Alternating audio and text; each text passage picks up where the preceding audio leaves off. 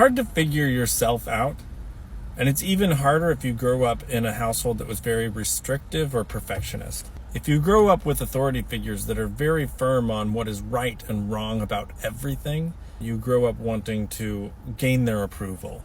So instead of thinking about who you are, you grow up thinking about who you should be or who you shouldn't be, and have no idea who you are. A lot of those absolutes that you were taught when you were younger aren't absolutes at all. They're just some made up rules. It's very frustrating years later, maybe even decades later, when you learn that you've been trying to be someone else's idea of a perfect person that doesn't exist. You go through this stage where you want to reject everything that they told you about what is right and what is wrong. It's exciting and it's liberating to break those rules.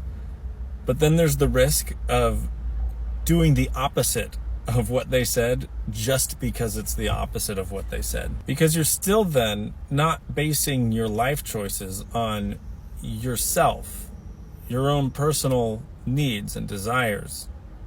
You're still basing it on what they tried to force on you and the rejection of that.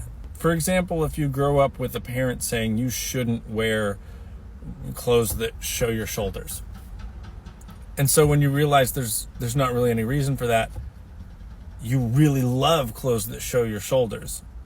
But is it because you love them, or is it because you weren't allowed to love them before? And it's okay to enjoy something for no other reason that you weren't allowed to enjoy it. But it gets really confusing when you can't tell if you like something because you were forced to like it when you were younger, or if you genuinely like it.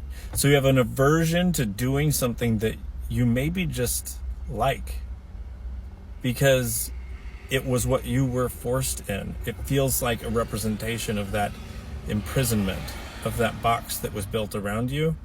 So it just feels kind of wrong to like it. If we didn't grow up with so many pressures from so many people to like and do what they like and do, then it would be much easier now as adults to be like, oh, I try this, I try that, I like this one better, that's who I am. Instead, it feels like there are certain things that will never be disconnected from the pressures that we felt about them. But in the end, it's okay to enjoy rejecting the expectations that you had.